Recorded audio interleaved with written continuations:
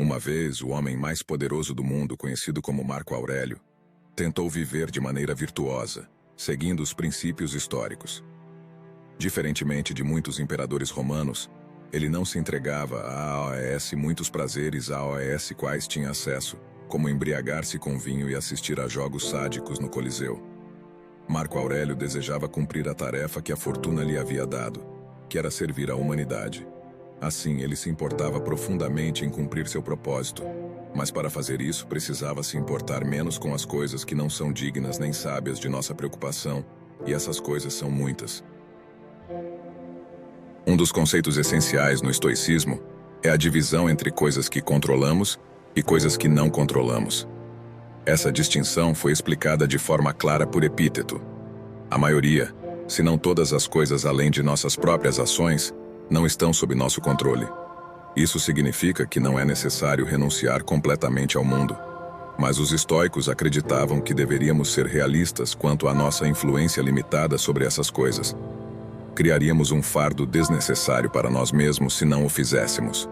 Quando a vida se torna dolorosa, frequentemente isso indica que investimos nossas emoções em questões além de nosso controle. Ao fazer isso, inadvertidamente concedemos a essas questões a autoridade para nos manipular, controlando-nos como marionetes. Paradoxalmente, então, apontamos o dedo para esses manipuladores por puxarem nossas cordas, sem perceber que lhes demos o poder para fazer isso. No entanto, ao desvincular nosso investimento emocional dessas questões, as despojamos de sua influência sobre nós, nos concedendo a serenidade para permanecer firmes. Para Marco Aurélio, não se perturbar com coisas fora de seu controle permitia que ele enfrentasse as muitas responsabilidades e desafios que surgiam como imperador. Isso o ajudava a concentrar-se na tarefa que acreditava ter recebido dos deuses. Para Epíteto, essa abordagem representava liberdade, a capacidade de não ser afetado por forças externas, ou, em certo sentido, uma maneira de se concentrar em metas genuinamente importantes. Para outros, essa filosofia poderia ser simplesmente um caminho em direção a uma vida feliz e despreocupada. Quando a vida se torna dolorosa, a questão crucial é... Nas suas meditações, Marco Aurélio faz uma distinção consistente entre o presente, o passado e o futuro. Dentro de cada uma dessas categorias, o antigo imperador romano oferece insights profundamente significativos sobre a nossa propensão para investir preocupações excessivas.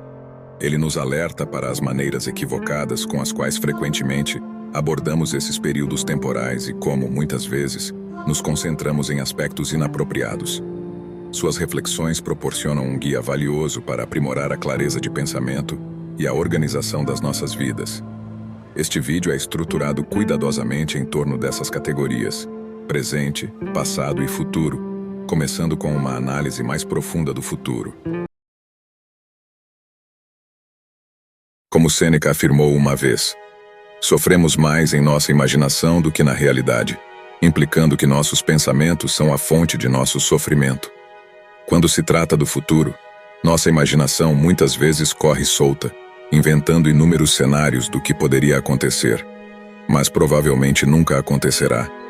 Antecipadamente, pensamos em maneiras de lidar com possíveis resultados, enquanto trememos diante da ideia de não saber como o futuro vai se desenrolar. Em alguns casos, o que acontece é o que antecipamos, mas em muitos outros casos a fortuna nos surpreende, sobrecarregando-nos com eventos que não poderíamos ter previsto. Considere este cenário. Podemos ter dedicado anos planejando minuciosamente e economizando para uma merecida aposentadoria, apenas para sermos confrontados, quando nos aproximamos dos anos dourados, com um diagnóstico devastador de câncer que nos concede apenas alguns meses de vida. A mera possibilidade de tais eventos frequentemente mergulha as pessoas em uma ansiedade incessante. O espectro de resultados potenciais varia dos melhores cenários aos piores cenários. E se eclodir uma catastrófica Terceira Guerra Mundial? E se sofrermos uma perda financeira completa? Essas consequências graves estão inegavelmente dentro do reino da possibilidade, mas enquanto não estão acontecendo no presente, não podemos lidar com elas, pois esses eventos simplesmente não estão acontecendo, pelo menos ainda não. Eles existem apenas em nossos pensamentos. O futuro só nos incomoda porque pensamos nele, já que ele não existe fora da mente. Como Marco Aurélio escreveu, não é o peso do futuro pressionando-nos, mas sim o do presente. Sozinho, não é o futuro que nos machuca, mas sim como lidamos com ele no presente.